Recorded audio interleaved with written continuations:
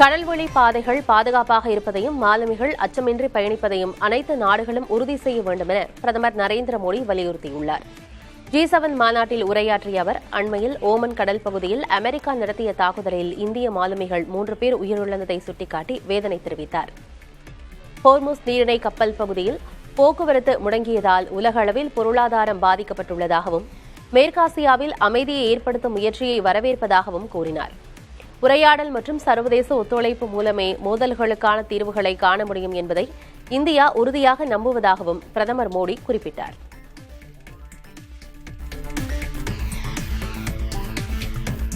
தேசப்பற்றுள்ள இந்தியர்கள் இணைந்து மோடியை பிரதமர் பதவியிலிருந்து ஓய்வு பெற வைக்க வேண்டிய நேரம் வந்துவிட்டதாக பாஜக மூத்த தலைவர் சுப்பிரமணியன் சுவாமி விமர்சித்துள்ளார். தனது எக்ஸ் பக்கத்தில் பிரதமர் மோடியின் வெளியுறவு கொள்கைகள் மற்றும் எல்லை பாதுகாப்பு நிலவரம் குறித்து கடுமையான விமர்சனங்களை அவர் முன்வைத்துள்ளார்.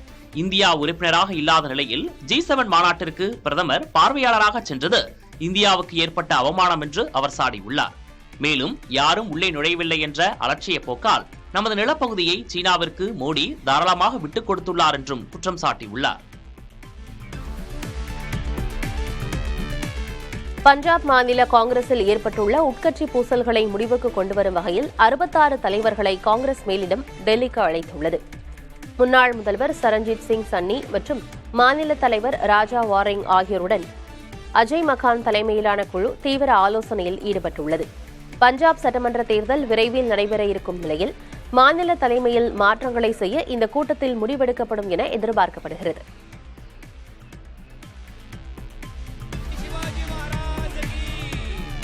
மகாராஷ்டிராவில் உத்தவ் சிவசேனாவைச் சேர்ந்த எம்எல்ஏக்கள் மற்றும் எம்பிக்கள் ஏக்நாத் ஷிண்டே தரப்பு சிவசேனா அணிக்கு மாற இருப்பதாக தகவல் வெளியாகியுள்ளது. ஆபரேஷன் டைகர் என்ற பெயரில் 7 எம்பிக்கள் மற்றும் 16 எம்எல்ஏக்களை தங்கள் பக்கம் இழுக்க ஷிண்டே தரப்பு திட்டமிட்டுள்ளதாக தெரிகிறது. இதை மறுத்துள்ள உத்தவ் தரப்பு மூத்த தலைவர் சஞ்சய் ராவத் கட்சியினர் யாரும் அதிருப்தியில் இல்லை என விளக்கமளித்துள்ளார்.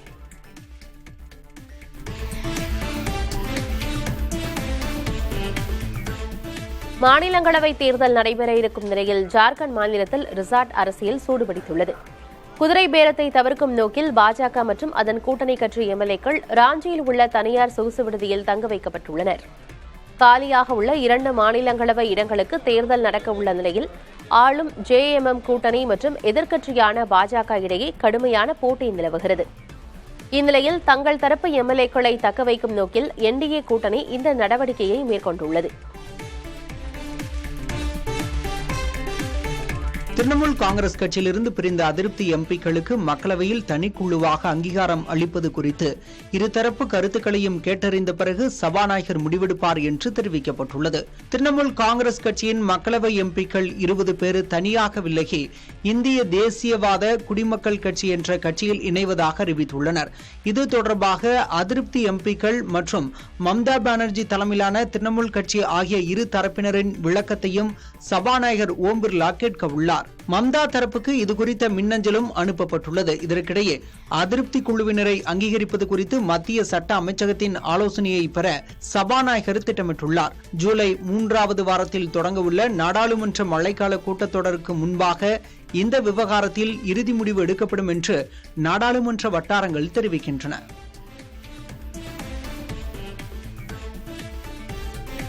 டெலிகிராம் சமூக ஊடக செயலிக்கு இந்தியாவில் வரும் 22ஆம் தேதி வரை தற்காலிக தடை விதிக்கப்பட்டுள்ளது.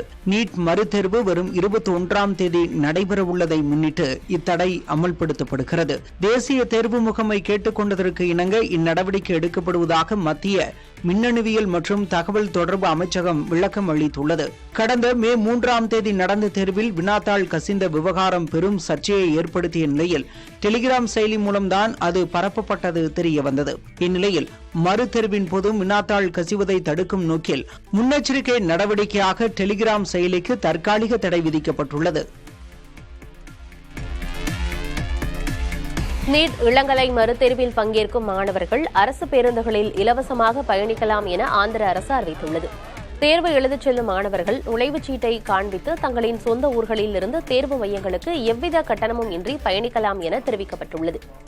மாணவர்கள் எவ்வித தடையுமின்றி தேர்வு மையங்களை சென்றடைவதை உறுதி செய்யும் வகையில் இந்த நடவடிக்கை எடுக்கப்பட்டுள்ளதாக ஆந்திர அரசு சார்பில் தெரிவிக்கப்பட்டுள்ளது.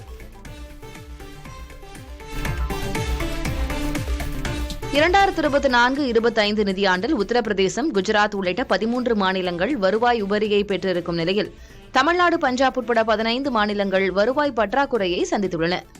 இந்திய தலைமை கணக்கு தணிக்கையாளர் வெளியிட்டுள்ள அறிக்கையின்படி நாட்டின் அனைத்து மாநிலங்களும் நிதி பற்றாக்குறையை பதிவு செய்துள்ள வேளையில் அவற்றின் மொத்த கடன் சுமை 90,51 கோடி ரூபாயாக உள்ளது. மாநிலங்களின் மொத்த வருவாயில் 50 விழுக்காடு சொந்த வரி மூலமே கிடைத்துள்ளது.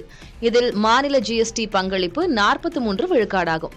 மேலும் சம்பளம் மற்றும் ஓய்வூதியங்களுக்கான செலவினங்கள் தொடர்ந்து அதிகரித்துள்ளதாக அறிக்கை கூறுகிறது. கர்நாடகாவில் நில இழப்பீட்டுத் தொகையை 10 ஆண்டுகளாக வழங்காமல் இழுத்தடித்த அரசு அதிகாரியை விவசாயி ஒருவர் காலணியால் தாக்கிய சம்பவம் பெரும் பரபரப்பை ஏற்படுத்தியுள்ளது. பாகல்கோட் பகுதியைச் சேர்ந்த பசப்பா என்ற விவசாயியின் 4 ஏக்கர் நிலம் அரசின் அணை திட்டத்துக்காக கையகப்படுத்தப்பட்டது. இதற்கான இழப்பீட்டை பெற 10 ஆண்டுகளாக அரசு அலுவலகங்களுக்கு அலைந்து திரிந்த அவர் சம்பவத்தன்று பாகல்கோட் நகர் மேம்பாட்டு ஆணைய அலுவலகத்திற்கு சென்றுள்ளார். அங்கு ஏற்பட்ட வாக்குவாதத்தில் ஆத்திரமடைந்த விவசாயி அங்கிருந்த எழுத்தரை காலணியால் தாக்கினார். இந்த தாக்குதல் காணொலி தற்போது சமூக வலைதளங்களில் வேகமாக பரவி வருகிறது.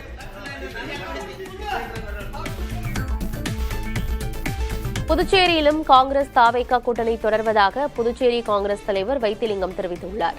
இது தொடர்பாக செய்தியாளர்களிடம் பேசிய அவர், தட்டாஞ்சாவடி தொகுதிக்கான இடைத்தேர்தலில் இரு கட்சிகளும் இணைந்து வேட்பாளரை நிறுத்த உள்ளதாகவும் குறிப்பிட்டார். புதுச்சேரியில் 2 தொகுதிகளில் போட்டியிட்ட முதல்வர் ரங்கசாமி தட்டாஞ்சாவடி தொகுதியை ராஜினாமா செய்தார்.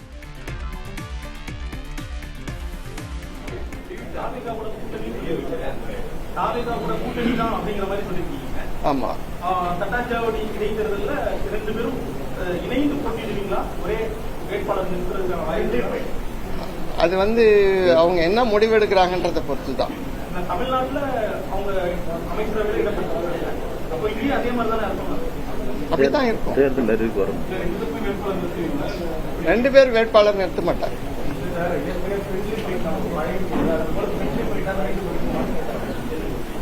அது திமுக கிட்ட தான் பார்க்கணும், எங்க கிட்ட இருக்காது. கர்நாடக அரசின் இலவச திட்டங்கள் வெளிமாநிலத்தவர்களுக்கு பொருந்தாது என கர்நாடக முதல்வர் DK சிவக்குமார் கூறியுள்ளார். கர்நாடகாவில் மாதம் 200 யூனிட் இலவச மின்சாரம் வழங்கும் கிரகஜோதி திட்டத்தில் நடத்தப்பட்ட தணிக்கையில் அங்கு வாக்காளர்களாக இல்லாத 10 லட்சத்திற்கும் அதிகமானோர் பயனடைவது கண்டறியப்பட்டுள்ளது. இதனால் அவர்களுக்கு இலவச மின்சாரத்தை ரத்து செய்ய அரசு முடிவு செய்துள்ளது. நிதி பற்றாக்குறை காரணமாக அரசின் சில இலவச திட்டங்கள் நிறுத்தப்பட போவதாக எதிர்க்கட்சிகள் பொய் தகவல் பரப்புவதாக அவர் கூறியுள்ளார். ஜம்மு காஷ்மீரின் ரஜோரி மாவட்டத்தில் உள்ள கிராமத்தில் 2 மனிதர்கள் நுழையும் அளவிற்கு நிலத்தில் ஏற்பட்ட விரிசல்களால் பொதுமக்கள் அச்சமடைந்துள்ளனர். இந்த திடீர் நிலச்சரிவு மற்றும் விரிசல்கள் காரணமாக பல வீடுகள் இடிந்து விழும் நிலையில் உள்ளதால் அப்பகுதி மக்கள் தங்களின் வீடுகளை விட்டு வெளியேறி பாதுகாப்பான இடங்களுக்கு இடம்பெயர்ந்து வருகின்றனர். தேசிய நெடுஞ்சாலை விரிவாக்க பணிகள் இதற்கு காரணமாக இருக்கலாம் என கருதப்படும் நிலையில் புவியியல் ஆய்வாளர்கள் தொடர்ந்து ஆய்வு செய்து வருகின்றனர்.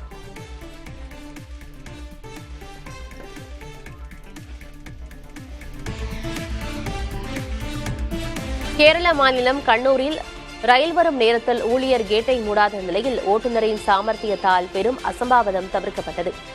ரயில்வே கேட் மூடப்படாததை சிக்னல் மூலம் அறிந்த ரயில் ஓட்டுநர் உடனடியாக வேகத்தை குறைத்து ரயிலை நிறுத்தினார். அதன் பிறகு அங்கிருந்த பொதுமக்கள் உதவியுடன் கேட் மூடப்பட்டு ரயில் பாதுகாப்பாக கடந்து சென்றது. இச்சம்பவம் தொடர்பாக ரயில்வே அதிகாரிகள் விசாரணை நடத்தி வருகின்றனர்.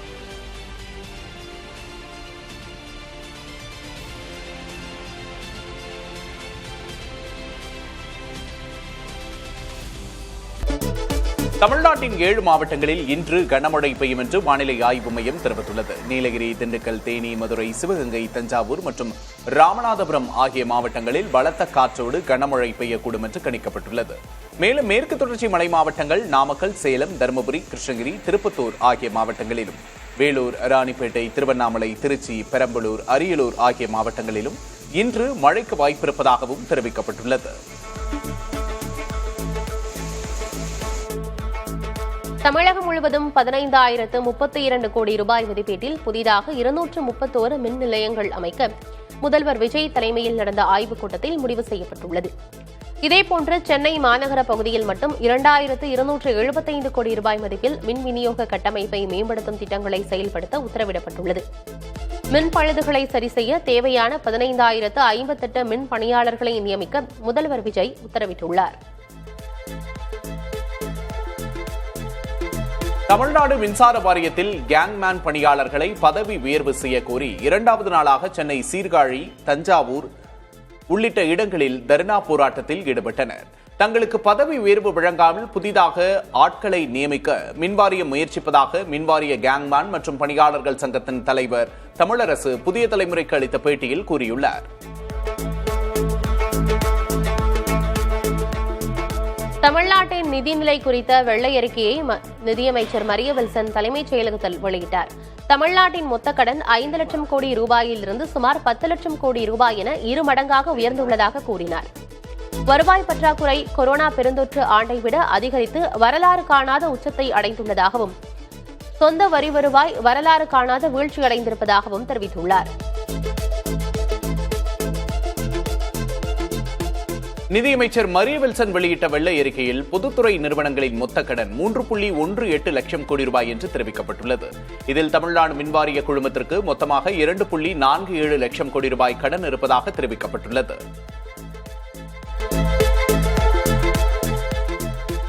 வருவாய் பற்றாக்குறை 78,324 கோடி ரூபாய் என்ற அளவில் வரலாறு காணாத உச்சமடைந்துள்ளதாக வெள்ளை அறிக்கையில் குறிப்பிடப்பட்டுள்ளது.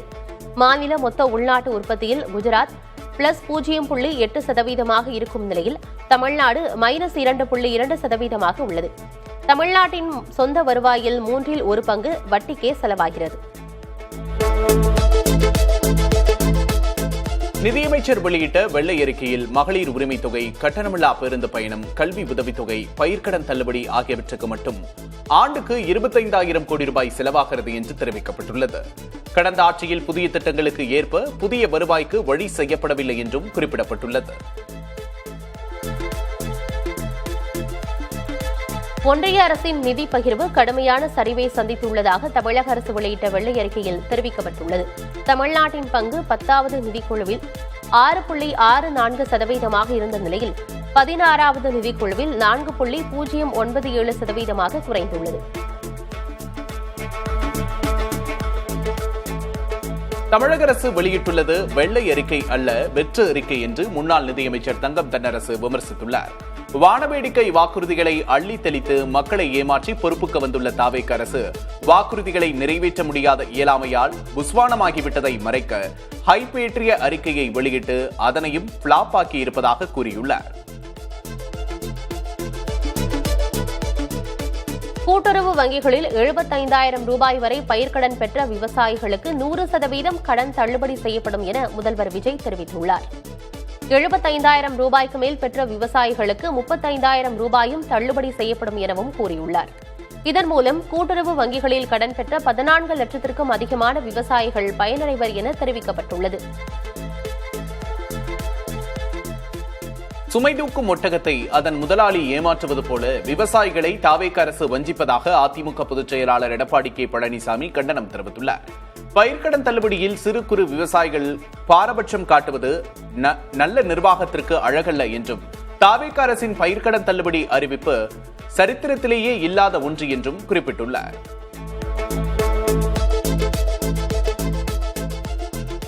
சிறு குறு விவசாயிகளின் பயிர்க்கடனை அரசு முழுமையாக தள்ளுபடி செய்ய வேண்டும் என பாட்டாளி மக்கள் கட்சியின் தலைவர் அன்புமணி ராமதாஸ் வலியுறுத்தியுள்ளார். இந்த அறிவிப்பால் 6.22 லட்சம் பேர் மட்டுமே முழு பயன்பெறுவர் என அவர் சுட்டிக்காட்டியுள்ளார். மீதமுள்ள 8.21 லட்சம் விவசாயிகளுக்கு 35,000 ரூபாய் மட்டுமே தள்ளுபடி செய்யப்படுவது நியாயமல்ல என்றும் அவர் கூறியுள்ளார்.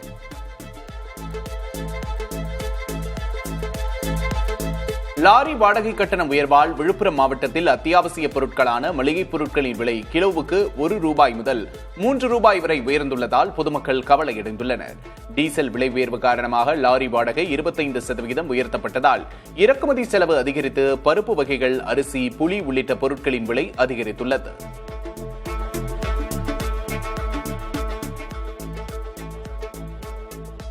தமிழ்நாடு முழுவதும் கடந்த 2 நாட்களில் சிறுமிகளுக்கு எதிரான 13 போக்சோ குற்றங்கள் பதிவாகியுள்ளன. குறிப்பாக திருவள்ளூர் மாவட்டத்தில் 3 கொடூர சம்பவங்கள் அரங்கேறியுள்ளன. அங்கு பீகாரைச் சேர்ந்த 3 வயது சிறுமி மதுபோதையில் இருந்த 19 வயது வடமாநில வாலிபரால் பாலியல் வன்கொடுமை செய்யப்பட்டு புதரில் வீசப்பட்ட நிலையில் உயிரிழந்தார். அதே மாவட்டத்தில் 6 வயது சிறுமிக்கு அண்டை வீட்டில் வசிக்கும் நபரால் பாலியல் தொல்லைக்கு ஆளாகினார்.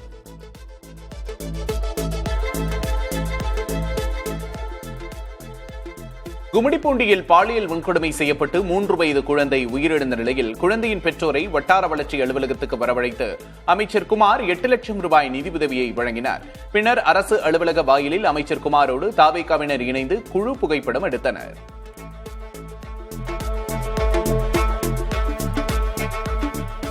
குழந்தைகளின் பாதுகாப்பு கேள்விக்குறியாகியுள்ள நிலையிலும் 6 மாதம் எதுவும் கேட்கக்கூடாது என நினைக்கிறீர்களா என முதல்வர் விஜய்க்கு முன்னாள் முதல்வர் மு.க.ஸ்டாலின் கேள்வி எழுப்பியுள்ளார். சிங்கப்பெண் படையை அமைத்துவிட்டேன் என சீரிய முதல்வரின் காதுகளுக்கு பிஞ்சுகளை இழந்து ஓலமிடும் பெற்றோர்களின் அழுகுரல் கேட்கவில்லையா என அவர் வினவியுள்ளார்.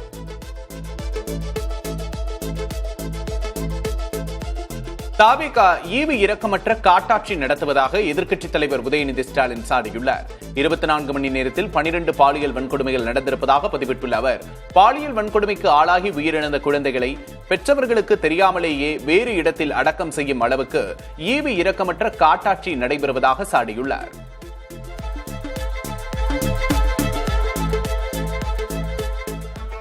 திமுகவினரின் வரம்பு மீறல் தொடர்ந்தால் தாங்களும் வரம்பு மீற வேண்டியிருக்கும் என காங்கிரஸ் கட்சி எச்சரித்துள்ளது. இது தொடர்பாக அக்கட்சியின் சட்டமன்ற குழு தலைவரும் சுற்றுலாத்துறை அமைச்சருமான ராஜேஷ்குமார், உயர்கல்வித்துறை அமைச்சர் விஸ்வநாதன் ஆகியோர் கூட்டறிக்கை வெளியிட்டுள்ளனர். அதில் கொச்சையாக விமர்சித்துக் கொண்டே இருந்தால் திமுக இனி எப்போதும் ஆட்சிக்கே வர முடியாத நிலை ஏற்படும் என காங்கிரஸ் கட்சி நிர்வாகிகள் காட்டமாக தெரிவித்தனர்.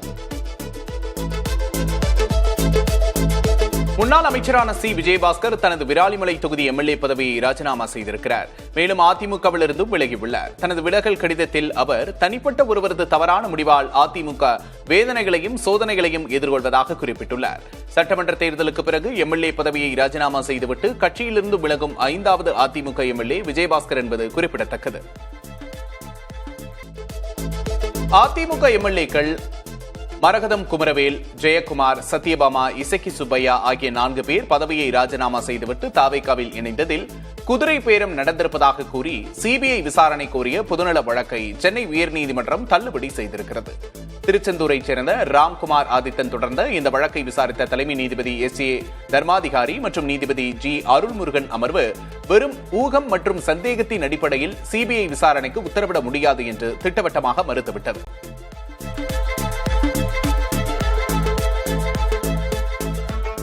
திருச்சி கிழக்கு தொகுதியில் முதல்வர் விஜய் வெற்றி பெற்றதை எதிர்த்து திமுக வேட்பாளர் இனிகோ இருதயராஜ் சென்னை உயர்நீதிமன்றத்தில் வழக்கு தொடர்ந்துள்ளார். 18 வயதிற்கு குறைவான குழந்தைகளை கொண்டு விஜய் பரப்புரை மேற்கொண்டதாகவும் வருமான வரி வழக்கு நிலுவையில் உள்ளதை மறைத்ததாகவும் குற்றம் சாட்டியுள்ளார். திருச்சி கிழக்கு தொகுதி சட்டமன்ற உறுப்பினர் பதவியை விஜய் ராஜினாமா செய்துள்ளதால் தன்னை வெற்றி பெற்றதாக அறிவிக்க வேண்டும் என்றும் அவர் தெரிவித்துள்ளார். அமைச்சர் செங்கோட்டையன் அதிமுக எம்எல்ஏ லீமா ரோஸ், திமுக எம்எல்ஏ முத்துராஜா ஆகியோரின் தேர்தல் வெற்றியை எதிர்த்து சென்னை உயர்நீதிமன்றத்தில் வழக்குகள் தொடரப்பட்டுள்ளன. செங்கோட்டையனின் வெற்றியை எதிர்த்து அதிமுக வேட்பாளர் பிரபு மனு தாக்கல் செய்துள்ளார்.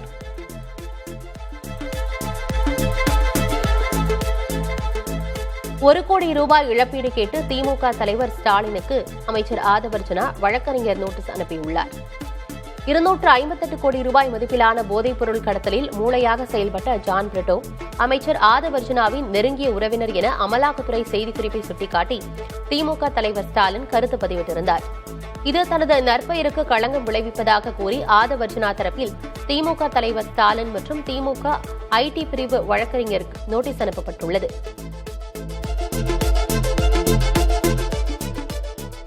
நடிகர் ரஜினிகாந்தை அவரது வீட்டில் பாஜக மாநில தலைவர் நயினார் நாகேந்திரன் நேரில் சந்தித்தார்.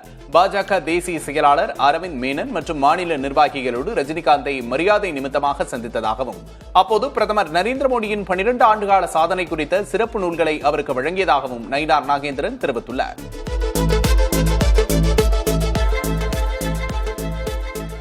மெரினா பெசன்ட் நகர் ரோப்கார் திட்டத்திற்கான செலவு திட்டமிடப்பட்டதை விட பல மடங்கு அதிகரிக்கும் என ஆய்வறிக்கையில் தெரியவந்துள்ளது.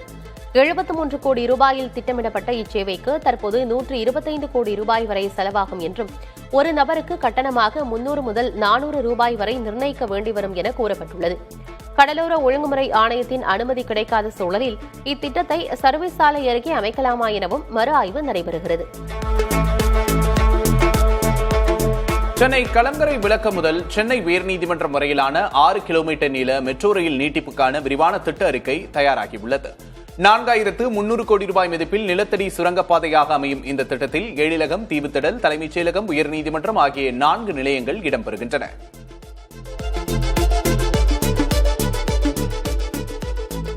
சென்னை மாநகராட்சியில் 1000க்கும் மேற்பட்ட தெருவிளக்குகள் எரியாமல் இருந்தது கள ஆய்வில் கண்டறியப்பட்டுள்ளது.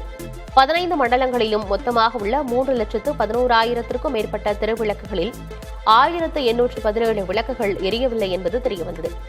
இதையடுத்து மாநகராட்சி ஆணையர் உத்தரவின் பேரில் சாலைகள், மேம்பாலங்கள் மற்றும் பூங்காக்களில் உள்ள இந்த விளக்குகள் அனைத்தும் போர்க்கால அடிப்படையில் சரி செய்யப்பட்டுள்ளன.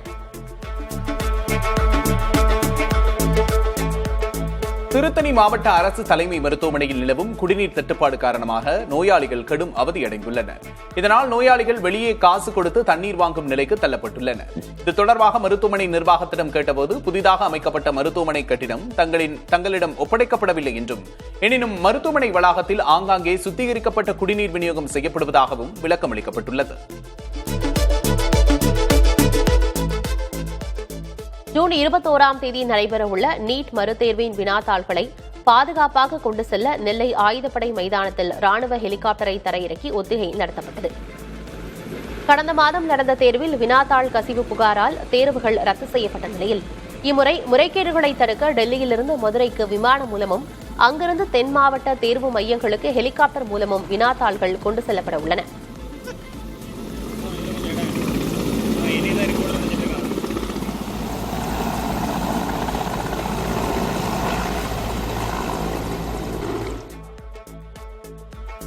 மதுரையில் போலீஸ் பாதுகாப்பு வாகனம் பழுதாகி நின்றதால் நீட் வினாத்தாளை எடுத்துச் சென்ற வாகனமும் நடுவழியில் நிறுத்தப்பட்டது. நாடு முழுவதும் வரும் 21ஆம் தேதி நீட் மறுதேர்வு நடைபெறும் நிலையில் மதுரை விமான நிலையத்திற்கு விமானம் மூலம் வினாத்தாள்கள் எடுத்து வரப்பட்டன. பின்னர் அங்கிருந்து போலீஸ் பாதுகாப்பு வாகனத்தோடு அஞ்சல் துறைக்கு சொந்தமான வாகனத்தில் நீட் வினாத்தாள் தூத்துக்குடிக்கு புறப்பட்டது.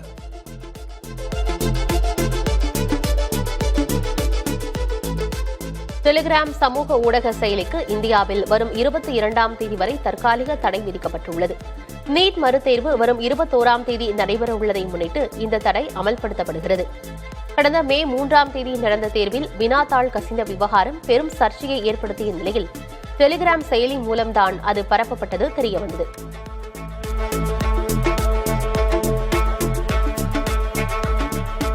திரிணாமுல் காங்கிரஸ் கட்சியில் இருந்து பிரித்த அதிருப்தி எம்பிக்களுக்கு மக்களவையில் தனிக்குழுவாக அங்கீகாரம் அளிப்பது குறித்து இருதரப்பு கருத்துக்களையும் கேட்டறிந்த பிறகு சபாநாயகர் முடிவெடுப்பார் என்று தெரிவிக்கப்பட்டுள்ளது. மேலும் இந்த விவகாரத்தில் மத்திய சட்ட அமைச்சகத்தின் ஆலோசனைகளை பெற சபாநாயகர் திட்டமிட்டிருக்கிறார்.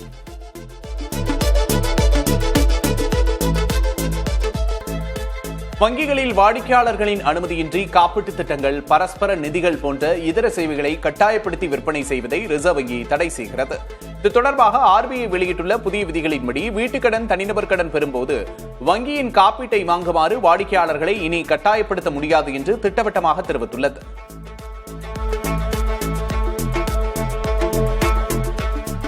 இருமல் மருந்துகள் உள்ளிட்ட அனைத்து சிறப்புகளையும் மருந்து கடைகளில் மருத்துவரின் பரிந்துரை சீட்டு இருந்தால் மட்டுமே இனி வாங்க முடியும் என மத்திய அரசு உத்தரவிட்டுள்ளது. இதற்காக மருந்துகள் விதிகளில் திருத்தம் செய்யப்பட்டு அவற்றின் நேரடி விற்பனை தடை செய்யப்பட்டுள்ளது. எல் நினோ விளைவால் தமிழகம் உட்பட 12 மாநிலங்களில் உள்ள 326 மாவட்டங்கள் கடுமையாக பாதிக்கப்பட வாய்ப்பிருப்பதாக மத்திய வேளாண் அமைச்சர் சிவராஜ் சிங் சௌஹான் தெரிவித்துள்ளார். பசிபிக் பெருங்கடலின் மேற்பரப்பு வெப்பமடைவதால் எல் நினோ ஏற்படுகிறது. இதன் காரணமாக நிகழாண்டில் தென்மேற்கு பருவமழை குறைந்து வெப்ப அலைகள் அதிகரித்து வறட்சி ஏற்படலாம் என்று கணிக்கப்பட்டுள்ளது.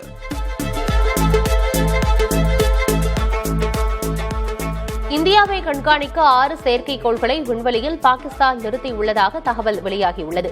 இதன் மூலம் இந்தியாவின் ராணுவ முக்கியத்துவம் வாய்ந்த நகர்வுகளை பாகிஸ்தான் உடனுக்குடன் அறிய முடியும் என்று கூறப்படுகிறது. இந்த 6 செயற்கைக்கோள்களும் சீனாவின் உதவியுடன் கடந்த 16 மாதங்களில் விண்வெளிக்கு அனுப்பப்பட்டுள்ளன.